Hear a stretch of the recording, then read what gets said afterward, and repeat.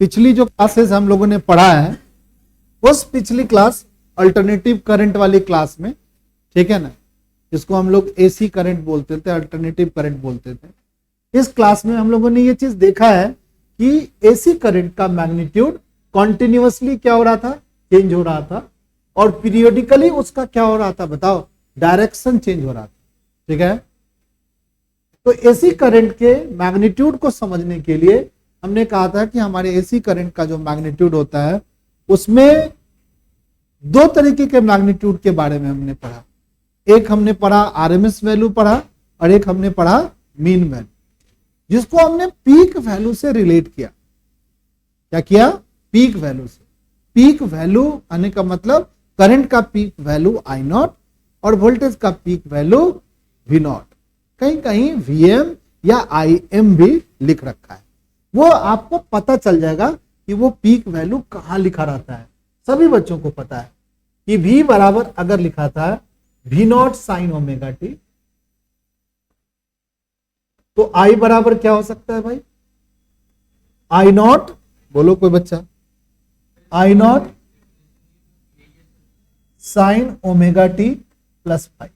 अब बोलो क्या बोल रहा था, बताओ बता बता, सुनो, बोलिए क्या बताता है? एसी करंट जगह एक ऐसा करंट जिसका मैग्नीट्यूड क्या हो, कंटिन्यूअसली चेंज हो, और पीरियोडिकली क्या हो, बताओ, उसकी डायरेक्शन चेंज हो जा, ऐसे करंट को हम क्या बोलेंगे? एसी करंट बोलेंगे। मैथमेटिकली उसको रिप्रेजेंट कैसे करेंगे भाई? यही बात, क्योंकि हमने कई बार बताया कि फिजिक्स, ठीक है ना, उसको समझने के लिए मैथ्स हम क्या करते हैं, एक उसके साथ साथ ले चलते हैं। तो इस बात को जो हमने वर्ड में बोला कि इसका मैग्नीट्यूड कॉन्टिन्यूअसली चेंज होता है और पीरियोडिकली इसका डायरेक्शन चेंज होता है, इस बात को कौन सा फंक्शन ऐसा होता है जिसका मैग्नीट्यूड कॉन्टिन्यूअस चेंज होगा टाइम के साथ और डायरेक्शन पीरियोडिकली चेंज हो जाएगा। तो उसमें मैथ्स में जब हमने देखा, फंक्शन के बारे में समझा, तो देखा कि साइन ओमेगा टी सबसे सूट करने वाला फंक्शन है। एसी जनरेटर में ये फंक्शन हमारा डिराइव भी हुआ था वोल्टेज के लिए, ठीक है। तो हमने माना कि वोल्टेज का ये क्या है, फॉर्मूला है, जो हम बोल रहे हैं कि साइन की जो करंट का या वोल्टेज का वैल्यू कंटिन्यूअसली चेंज हो रहा है, वो इस बात से रिप्रेजेंट हो रहा है। तुम कहोगे सर ये करंट का मैग्नीट्यूड, तो करंट का मैग्नीट्यूड में साइन ओमेगा टी प्लस हमने फाइव लिख दिया।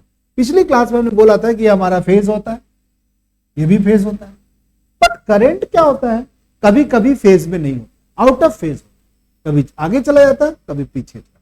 अभी तक जो भी हमने पढ़ा है उसमें करंट को फाई एंगल से आगे किया या फाई एंगल से कम किया है।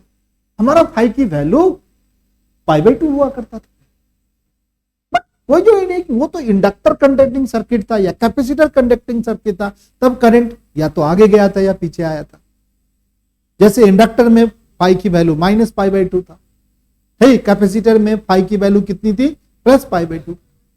यानी एक दिमाग में एक बात हमारा है कि एसी सर्किट में करंट और वोल्टेज सेम फेज में नहीं हो, ये बात भी हमारे दिमाग में आ चुका है।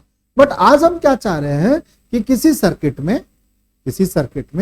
करंट के लिए, सॉरी, उस सर्किट में रेसिस्टेंस भी लगा दे, बोलो, कैपेसिटर भी लगा दे और इंडक्टर भी बढ़ाए, ऐसी सर्किट को हम एलसीआर सर्किट बोले, जो हमें हमारे सिलेबस में क्या करना है, पढ़ना भी है।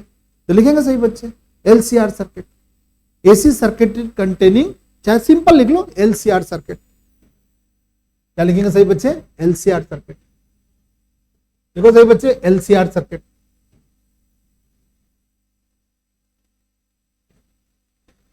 क्या लिखेंगे? LCR circuit.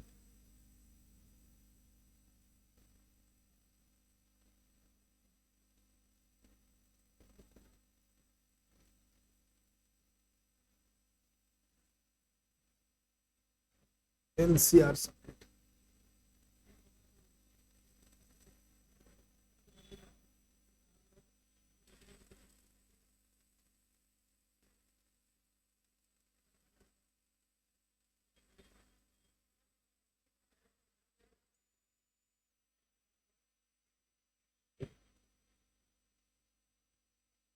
चलो भाई, तो सही बच्चे सर्किट एक बना लो, एक सिंपल सर्किट बना लो। उस सर्किट को जिसमें हम क्या क्या जोड़ देंगे बताओ? एलसीआर सर्किट में हम क्या क्या जोड़ देंगे बताओ? एक इंडक्टर, एक रेसिस्टेंस और एक कैपेसिटर। बनाइए सही बच्चे, सब बच्चे जानते हैं सर्किट बनाना। एक क्या बना दो? रेसिस्टेंस बना दो। एलसीआर सर्किट में एक रेसिस्टेंस बना लीजिए, एक कैपेसिटर बना लो, और एक क्या बना लो बताओ? इंडक्टर बना लो, कॉइल जैसा इंडक्टर बना लो, और इसमें एक एसी सोर्स जोड़। सभी बच्चे ये बना लीजिए। ये हमारा कैपेसिटर हो गया, ये हमारा रेसिस्टेंस हो गया, और ये हमारा क्या हो गया? इंडक्टर हो गया, कॉइल हो गया। ठीक है, अब हम इसमें देखना चाहते हैं कि हमारी करंट क्या वोल्टेज दोनों सेम फेज में। अब तीनों को एक साथ जुड़ा दिया। पहले क्या था? रेसिस्टेंस लगाया, फिर हमने कैपेसिटर लगाया, करंट मिला कहीं कहीं। आज हम देख रहे हैं कि तीनों सर्किट पे एक साथ लगा दिए। अब हम जानना चाहते हैं कि करंट और वोल्टेज क्या सेम फेज में रहेंगे या नहीं रहेंगे, तो क्या रहेंगे, कैसे क्या करेंगे। ठीक है, चलिए भाई, अब हम लोग यहां पर देखते हैं कि यहां से इस वोल्टेज को हम क्या लिखते थे? V बराबर V not sine omega T लिखते हैं। V बराबर V नॉट साइन ओमेगा, ये अप्लाइड वोल्टेज है। ये हमारा सोर्स वोल्टेज और ये सारे कंज्यूमर हैं, तो कंज्यूमर पर भी वोल्टेज जनरेट होगा। जितना वोल्टेज आप यूज करते हो ना सीरीज में, जब कोई डिवाइस लगाते हैं, तो ये वाला वोल्टेज, ये वाली वोल्टेज इन सबों पे अपीयर हो जाए। अब ये वोल्टेज, मान लीजिए इसमें करंट तो एक ही आई करंट फ्लो करेगा, ये करंट आई फ्लो किया, इसमें करंट बहुत, इसका अक्रॉस जो वोल्टेज होगा उसको हम क्या लिखेंगे? VR लिखेंगे। इसके अक्रॉस जो वोल्टेज होगा इसको क्या लिखेंगे? VC होगा। इसके अक्रॉस जो वोल्टेज होगा क्या लिखेंगे? VL लिखेंगे। कोई दिक्कत है क्या भाई? वोल्टेज क्या होता है भाई? जैसे मान लो तुम लोग, पता नहीं तुम्हें याद है कि नहीं याद है, थोड़ा सा रिकॉल कर लेते हैं एक बात को। ठीक है, एक सर्किट बना लेते हैं सिंपल सा।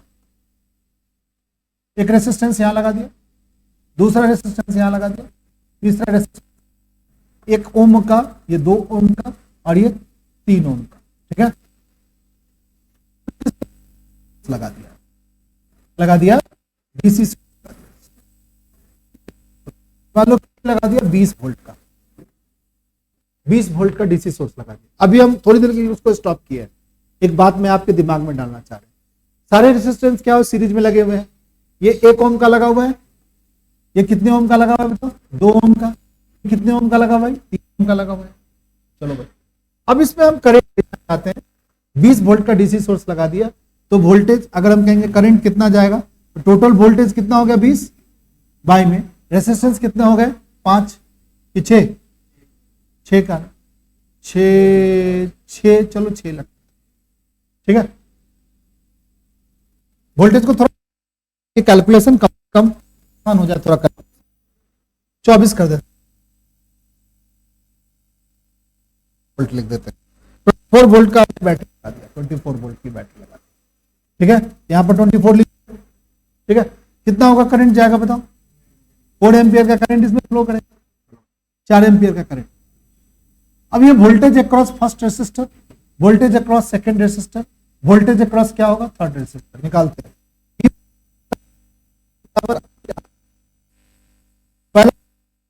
पहला करंट सब में कितना जाएगा? 4 एम्पियर जाएगा। रेजिस्टेंस कितना है? कितना हो गया? 4 वोल्ट का वोल्टेज यहां जनरेट होगा। दूसरा वोल्टेज निकालना चाहते हैं, कितना जाएगा? रेजिस्टेंस कितना है? 2 ओम का। कितना होगा बताओ बच्चा पार्टी? 8 वोल्ट। फिर वोल्टेज 3 निकालते हैं,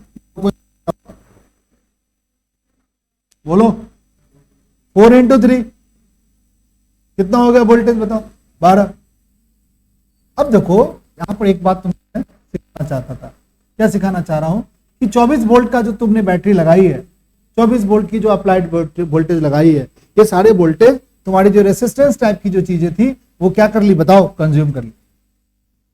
सर्किट में तुम सीख चुके हो कि सर्किट में टोटल वोल्टेज का सम क्या होता है? हमेशा 0 होता है। क्या होता है? 0 होता है।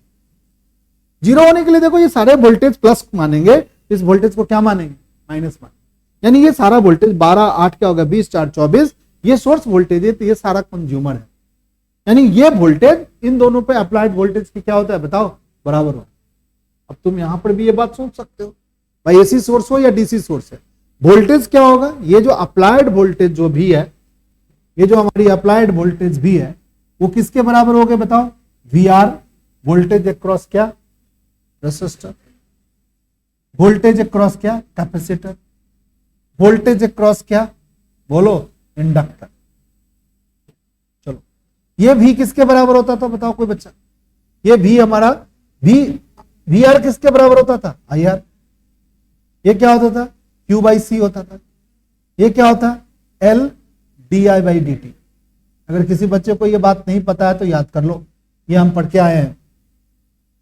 Applied voltage, voltage across resistor, voltage across capacitor, voltage across क्या? बोलो, इंडक्टर। ये अप्लाइड वोल्टेज सबके बराबर होगा। इतनी बात सब बच्चे समझ गए?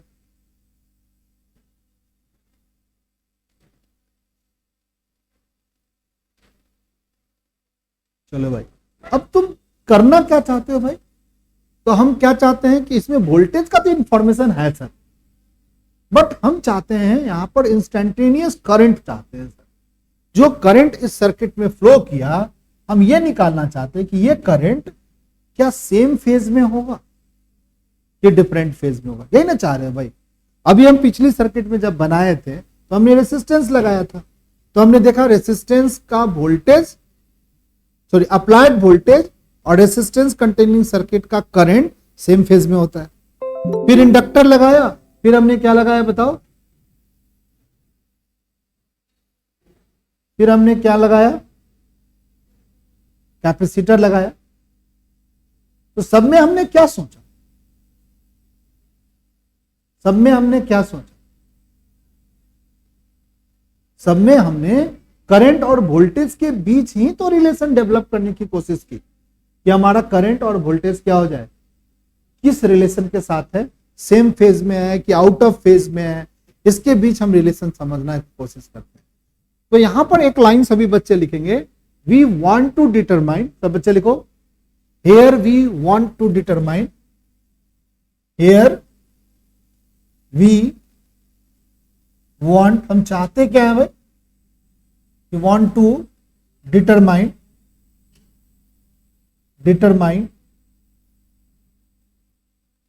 the instantaneous current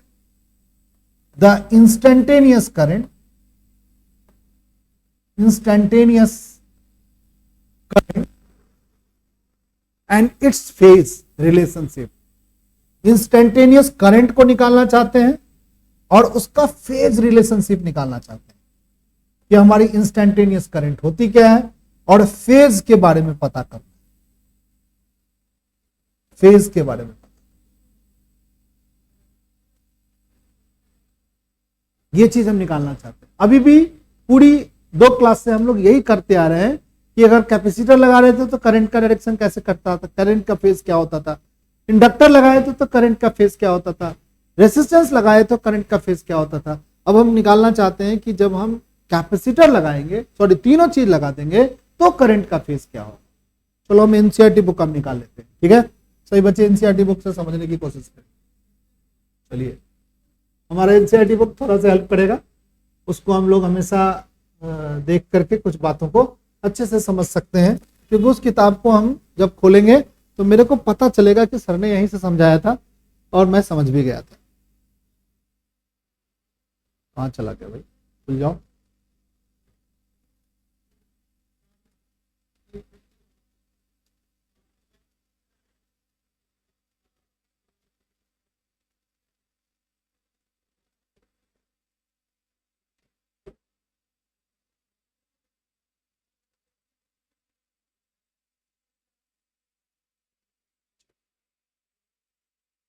एनसीईआरटी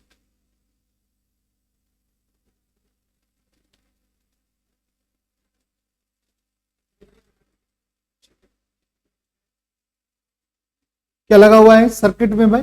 एक सोर्स लगा हुआ है, एसी सोर्स, इंडक्टर लिखा है, कैपेसिटर लिखा हुआ है, वोल्टेज लगा। आपने ये बात समझ लिया। dt क्या है बताओ? वोल्टेज, आई आर क्या है?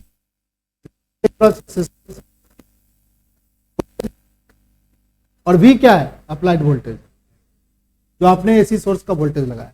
ये सारे कंज्यूमर है, तो कंज्यूमर वोल्टेज जो है सबका प्लस मेन वोल्टेज के क्या कर दिया? बराबर कर दिया। चलो भाई, अब इसका जो निकालना है वो हमें करंट का डायरेक्शन। ये करंट डायरेक्शन निकालने के लिए आप एक रिलेशनशिप लिखेंगे, फेजर डायग्राम सॉल्यूशन निकालेंगे। फेजर डायग्राम किस हेल्प से करेंगे, क्या करेंगे, लिखेंगे सही बच्चे, इस बात को जो करंट का डायरेक्शन आप निकालना चाहते हो तो फेजर डायग्राम के हेल्प से करेंगे। लिखेंगे सही बच्चे, फेजर डायग्राम। अब ये फेजर डायग्राम के हेल्प से उस बात को हम करने की कोशिश करेंगे। अब इस फेजर डायग्राम यहां पर बना हुआ है एनसीईआरटी बुक में, इसके हेल्प से हम करंट का डायरेक्शन निकालने की कोशिश करेंगे, करंट का फेज निकालने की कोशिश करेंगे, करंट का मैग्नीट्यूड निकालने की कोशिश करेंगे। चलिए हम लोग phasor diagram, 1 minute students.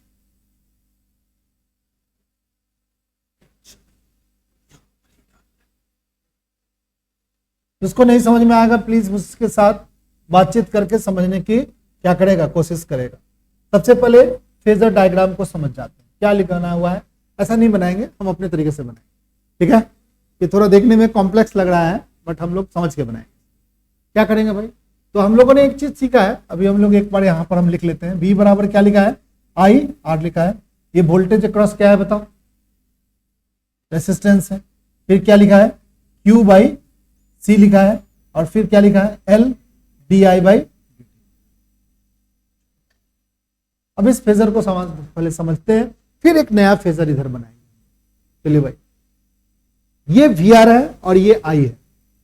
VR और I दोनों सेम फेज में है, सही बना दिया। VR और I दोनों सेम फेज में है। इसका जो सर्किट में जो करंट जा रहा है, देखो यहां पर क्या लगा हुआ है बताओ सही बच्चे, रेसिस्टेंस। फिर क्या लगा हुआ है, कैपेसिटर। फिर क्या लगा हुआ है, इंडक्टर। इसमें जो करंट जा रहा होगा, इस करंट और इस चीज को सिर्फ सोचो, VR करंट और VR का डायरेक्शन क्या है, सेम है कि अलग अलग है, सेम है। तो कैसे बनाएंगे फेजर भाई, करंट और इसका डायग्राम पहले बना लेते, पहले इसके बारे में सिर्फ सोच रहे हैं कैसे बनाएंगे। VR का डायरेक्शन ये बना लिया, और करंट पहले समझ लो फिर समझ लो, करंट का डायरेक्शन ये बना, इसको लिख दिया VR और इसको लिख दिया क्या, बोलो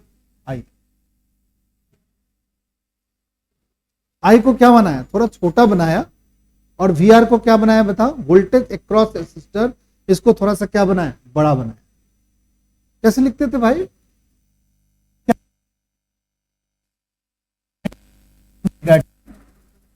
चपाटी। और VR क्या,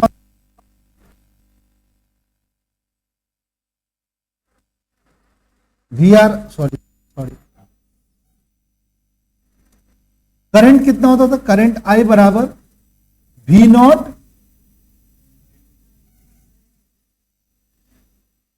चाहे ऐसे सोचो, V को अगर हम R से डिवाइड कर दें, V नॉट को भी क्या कर देंगे बताओ, R से डिवाइड कर देंगे, साइन ओमेगा टी। तो हमारा V नॉट बाई बताओ, I not sine omega T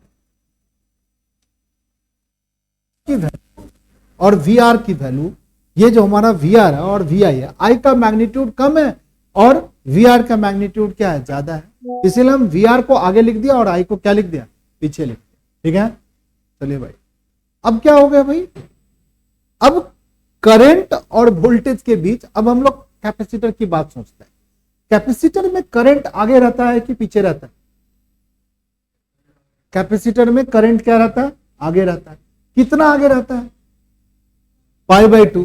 तो करंट तो तुमने यहां बना दिया है, तो करंट को आगे रखने के लिए हमें क्या रखना पड़ेगा, VC को पीछे रखना पड़ेगा। फिर से समझेंगे, वोल्टेज से करंट आगे रहता है, किसमें भाई, कैपेसिटर में। वोल्टेज से करंट क्या है, आगे है, कैपेसिटर, ठीक। करंट को यही माने, एक ही करंट जा रहा है ना भाई। चलिए भाई, अब क्या होगा भाई, वोल्टेज से करंट पीछे होता है, किसमें भाई, VL में। तो VL को हम यहां बना देते हैं, VL को हम, कोई दिक्कत किसी को, कोई दिक्कत। अब यहां डायग्राम, उस डायग्राम को देखो, उस डायग्राम को ध्यान से, उस डायग्राम में क्या है, इस सबको अभी थोड़ा देर के लिए भूल जाओ, इसको और इसको भूल जाओ, तो क्या ये दोनों डायरेक्शन हो गया किसका, वी आई और वी आर। इसके परपेंडिकुलर आगे है कौन, वी एल, और ये कौन है, पीछे है। ठीक, तो कैपेसिटी। ठीक, चलिए भाई अब एक चीज देखो कि अगर हम देखेंगे कि अगर ऐसा तो नहीं कि सारे वोल्टेज एक ही होंगे, मान लो कि हम, एक मिनट थोड़ा सा सभी बच्चे नहीं समझ में आएगा तो बताएंगे। हमने बना दिया ये हमारा ये वोल्टेज VL, अब जितने इसके लेंथ पर भी ध्यान देना, ये भी L। अब तुम्हें VL और VC दोनों क्या बना दिया बताओ, दोनों नियरली आपने सर सेम बना दिया, यानी वोल्टेज अक्रॉस कैपेसिटर और वोल्टेज अक्रॉस इंडक्टर दोनों सेम बना दिया सर। ये कोई जरूरी नहीं है, वो जरूरी है कि जितना वोल्टेज कैपेसिटर पर जनरेट हो उतना वोल्टेज क्या होगा, इंडक्टर पे भी जरूरत हो। और ये वोल्टेज अक्रॉस क्या है बताओ कोई बच्चा, ये वोल्टेज अक्रॉस क्या है बताओ, वोल्टेज अक्रॉस क्या है बताओ, रेसिस्टर। अब इसी चीज को हम ऐसे समझते हैं कि ऐसा भी तो हो सकता है कि एक का वोल्टेज ज्यादा हो, रेसिस्टर का वोल्टेज चलो इतना बना दिया, और हम बनाना चाहते हैं किसका वोल्टेज भाई, VL का वोल्टेज क्या बने, ज्यादा बना देना चाहते हैं, और VC का वोल्टेज कम है। ठीक है सर, तो ऐसी सर्किट में बोलेंगे कि हमारा इंडक्टर डोमिनेटिंग सर्किट है सर। इस सर्किट में इंडक्टर का वोल्टेज ज्यादा होने के कारण यहां पर इंडक्टर क्या कर रहा है, डोमिनेट कर रहा है। ठीक है, चलो नहीं समझ में आया तो पूछेगा, हर एक सर्किट में कोई चीज डोमिनेट कर रहा है। ठीक, चलो इंडक्टर डोमिनेट कर रहा है। अगर तुम्हारा सर्किट में हम ऐसे बना दे, इसमें क्या कर दें हम, इसका मैग्नीट्यूड, चलो एक और डायग्राम बना लेते हैं, ये बना लिया सबका, ये बना लिया दूसरा, ये वोल्टेज, ये क्या हो गया VR, ये क्या बना दिया बताओ I। अब बना दिया भाई, हमने क्या किया, इसको नीचे ज्यादा बड़ा कर दिया और इसको ऊपर क्या कर दिया, छोटा कर दिया। ये VC हो गया और ये क्या हो गया, VL। बताओ अब सर्किट में कौन डोमिनेट कर रहा है, अब सर्किट में कौन डोमिनेट कर रहा है, कैपेसिटर डोमिनेट कर रहा है, यानी कैपेसिटर ज्यादा वोल्टेज यूज कर रहा है। ठीक है, यानी जो वोल्टेज का डोमिनेटिंग करने का कैरेक्टर जो है, अब मान लो एक मिनट के लिए कि ये डिपेंड करता है कि कितना वोल्टेज एम्पियर। अगर हम कहेंगे, अगर हम पीछे वाले सर्किट को थोड़ा ध्यान से देखें तो हम कहेंगे इस सर्किट में कौन डोमिनेट करता है, सर्किट में सबसे ज्यादा वोल्टेज कहां पे एम्पियर हो रहा है भाई, रेसिस्टेंस ही लगे हुए हैं, बट ज्यादा ओम वाला रेसिस्टेंस क्या ज्यादा वोल्टेज को खा रहा है। बट यहां पर रेसिस्टेंस ही एक चीज है, बट इस सर्किट में सारे तो रेसिस्टेंस है नहीं, कौन कौन है भाई, इंडक्टर भी है, कैपेसिटर भी है और रेसिस्टेंस भी है। तो तीनों में से कोई एक ज्यादा वोल्टेज खा सकता है, कोई एक कम वोल्टेज खाएगा, तो जो ज्यादा खाएगा उसको हम क्या बोलेंगे, उस टाइप का सर्किट, उस टाइप का सर्किट। सपोज कर लो मिनट और सही बच्चों के साथ कि सर्किट में डोमिनेट करेगा एक वोल्टेज कोई। अब मान लिया जाए कि तुमने बनाया क्या कि सर ये डायग्राम हम बना दिया, ये सर आपका हो गया सर क्या बना हुआ है भाई, बताओ बताओ VL, बताओ ये क्या बन गया बताओ VC। सर आपने तो बराबर बराबर बना दिया, VL बराबर है सर VC के, तो यहां करेंगे सर रेसिस्टेंस डोमिनेटिंग सर्किट है सर, ये दोनों तो बराबर हो गया सर, ये तो एक दूसरे के इफेक्ट को क्या कर दिया सर, कैंसिल कर दिया। पर तुमसे कोई आदमी पूछ दिया कि भाई इस डायग्राम में जो कैपेसिटर है और इंडक्टर है, इस दोनों के वोल्टेज के बीच का फेज क्या है, तो तुम कहोगे सर ये ऊपर है और ये नीचे है। तो ये ऐसे नहीं बोलेंगे, कहेंगे सर इन दोनों के बीच का फेज सर 180 का है, इन दोनों के बीच का फेज क्या है 180 का। एक और बात समझेंगे, अगर तुमसे पूछेगा ये किसका डायरेक्शन है, ये करंट का भी डायरेक्शन है सर। अगर तुमसे करंट के साथ पूछेगा VL का डायरेक्शन, हाँ वो हाँ रहा है, सही बोल रहा है लड़का। अगर करंट का पूछेगा VL का, तो करंट पीछे है, वोल्टेज क्या है VL का आगे है, ये सब चीज पूछेगा। फिर पूछेगा करंट के साथ VC बता, तो करंट से VC क्या है 90 डिग्री पीछे है। VL और VC बता, VL और VC बता, दोनों एक दूसरे के एंटी फेज में है, इसका वोल्टेज ऊपर है और इसका वोल्टेज नीचे है, यानी दोनों का बीच का फेज डिफरेंस कितना है बताओ 180। ठीक, तो ये सारी बातें आपसे 1 मार्क्स क्वेश्चंस में पूछा जा सकता है। अब एक चीज है, अब अगर डोमिनेटिंग सर्किट है, कोई एक डोमिनेट कर गया, बताओ अगर हम इस एनसीईआरटी बुक डायग्राम को देखें तो बताओ कौन डोमिनेट कर रहा है, VL बड़ा है कि VC बड़ा है? VC बड़ा है, VC डोमिनेटिंग सर्किट है। अब देखो ध्यान से देखो, ये क्या बना दिया बताओ, थोड़ा सा इसको समझ लेते हैं फिर बताते हैं। ये क्या बनाया? VR। इधर क्या लिख दिया भाई? VC प्लस में VL। इधर क्या लिख दिया? VC माइनस में VL। ये प्लस का मतलब ये वेक्टर साइन है।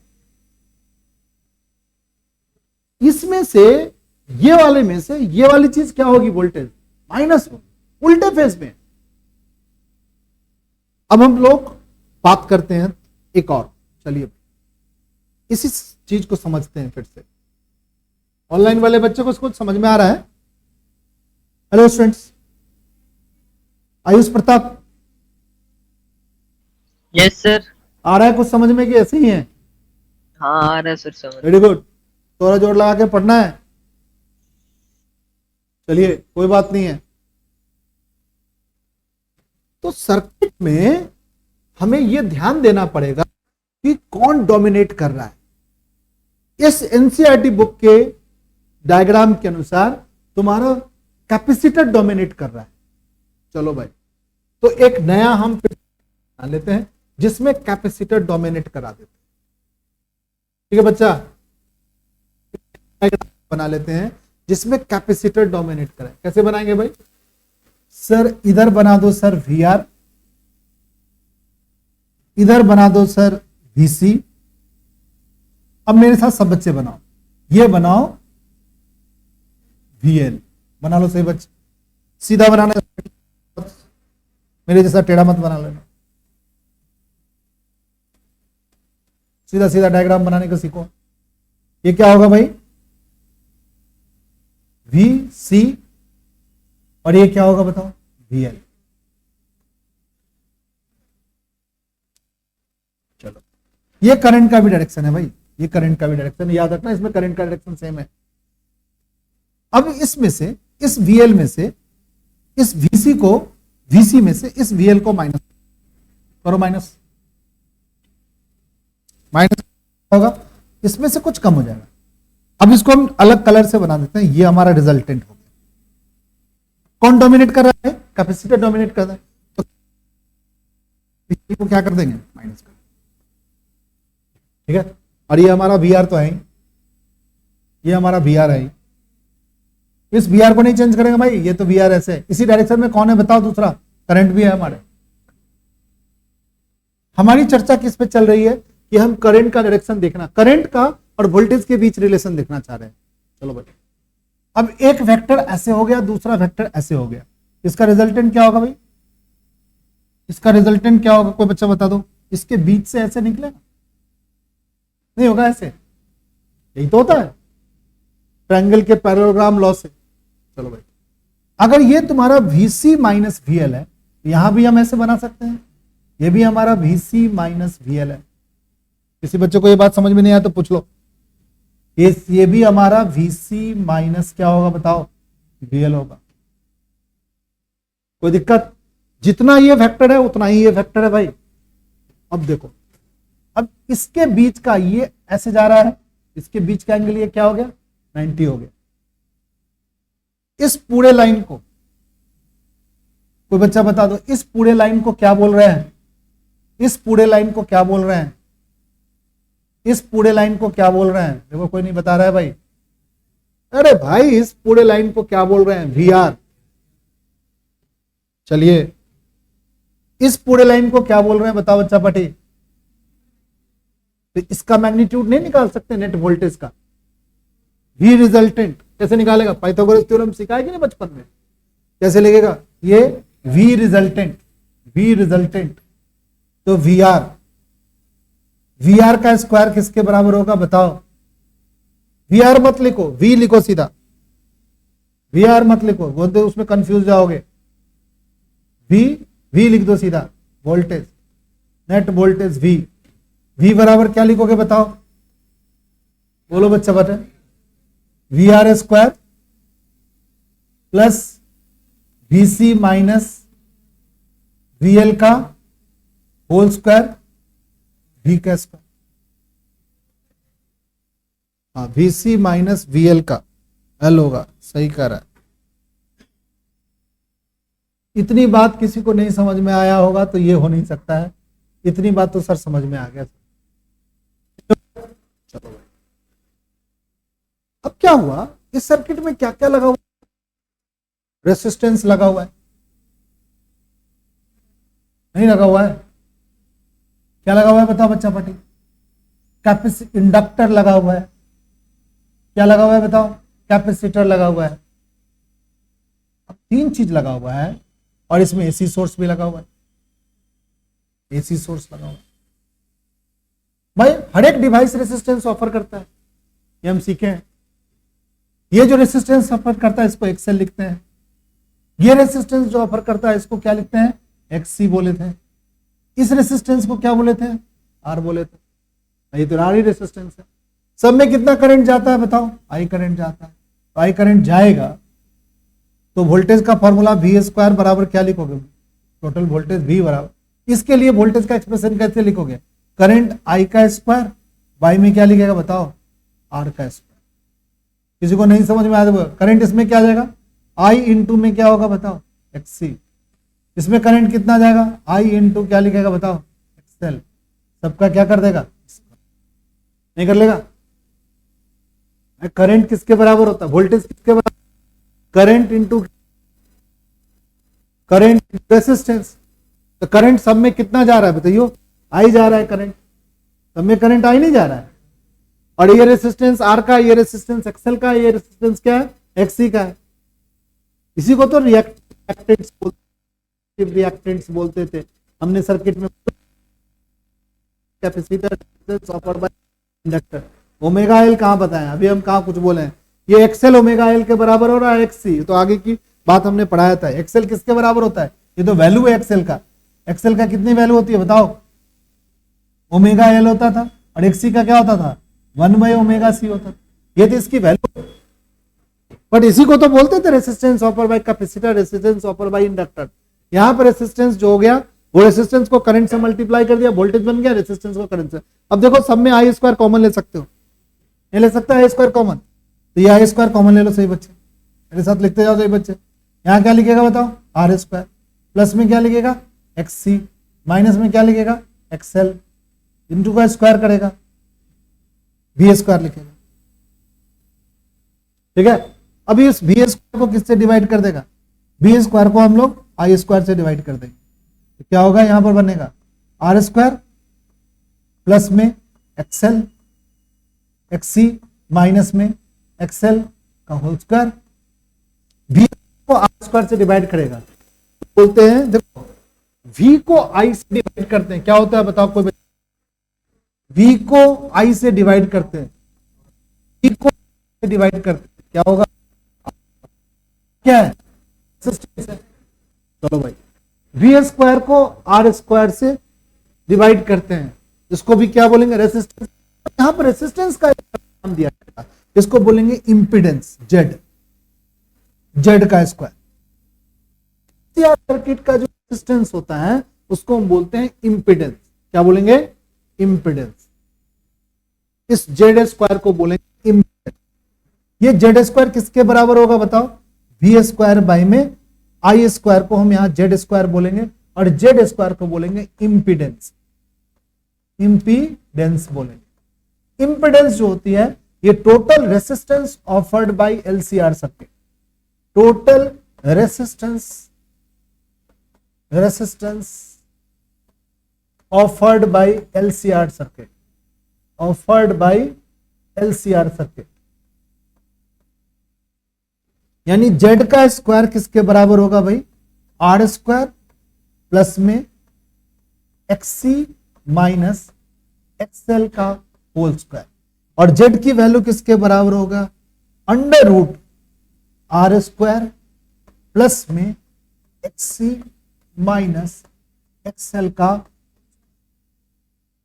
इतनी बात सभी बच्चे सीआर सर्किट में याद रखते, तो बच्चा इस बात को याद रखेगा, आगे की क्लास में भी समझ में आएगा और आगे बातें भी समझ में आएगी, ठीक है, ये सारी बातें समझ में आएगी। ठीक है, ऐसे नहीं समझ में आएगा। इतनी बात अगर आप याद रखोगे ना तो यू गेट द रिजल्ट, पक्का रिजल्ट आएगा। इतनी बात हम लोग इस क्लास के लिए रखेंगे। नेक्स्ट क्लास में फिर हम यहां से इंपेडेंस ट्रायंगल की बात शुरुआत करेंगे, इंपेडेंस ट्रायंगल क्या होता है। बट आज की क्लास में एक बात समझ लो सभी बच्चे कि इंपेडेंस क्या होती है, एलसीआर सर्किट का टोटल रेसिस्टेंस ही होती है। बट क्या टोटल रेसिस्टेंस जो हमने जनरली सीरीज में टोटल रेसिस्टेंस कैसे जोड़ते थे, कोई बच्चा बता सकता है? सीरीज में हमने कैसे रेसिस्टेंस जोड़ते थे? 2+2+3 जोड़ देते थे, सिंपल सिंपल। बट क्या एलसीआर सर्किट में आप रेसिस्टेंस को सिंपल सिंपल जोड़ सकते हो? नहीं भाई। कैसे कैसे जोड़ना है भाई? आर के स्क्वायर में प्लस करना है एक्सी माइनस एक्सएल का होल स्क्वायर। अब देखो यहां पर सीरीज वाला कॉन्सेप्ट भी एलसीआर सर्किट में नहीं लग रहा है भाई। अगर ये रेसिस्टेंस है इसका कैपेसिटर का, ये रेसिस्टेंस क्या इंडक्टर का है, ये रेसिस्टेंस है, तो तीनों तो रेसिस्टेंस है, तो जुड़ता क्यों नहीं है भाई? ऐसे नहीं जुड़ता है। जुड़ता कैसे है? R square plus X square XC minus XL का होल स्क्वायर के अनुसार ये फॉर्मूला डिराइव हुआ है जब हम सीरीज में एलसीआर सर्किट को जोड़ेंगे। ठीक है, तो नेक्स्ट क्लास में इससे आगे हम एक्सप्लोर करेंगे कहानी। थोड़ी सी बात और बच गई है, रेजोनेंस की कहानी कुछ और एक क्लास और होगा तो आपका जो सिलेबस है वो खत्म हो जाएगा। ये पैरेलल में बेटा थोड़ी है, ये तो सारी सीरीज में। अगर पैरेलल में, हाँ पैरेलल में भी जोड़ा जाता है, सीरीज में भी जोड़ सकते हैं। दो को पैरेलल, एक को सीरीज में जोड़ सकते हैं। किसी भी तरह के सर्किट जोड़ेंगे। आप इलेक्ट्रिकल इंजीनियरिंग या सब करने जाओगे तो सब सीखोगे, इलेक्ट्रॉनिक इंजीनियरिंग करोगे तो सब तो आरी बात सीखोगे। ठीक है, नहीं पैरेलल के लिए फिर अलग से कॉन्सेप्ट लगेंगे। ठीक है, तो सारी बातें, बट हमारा जो सिलेबस है उसमें एलसीआर सर्किट को हम सीरीज में ही जोड़े। ठीक है, चलिए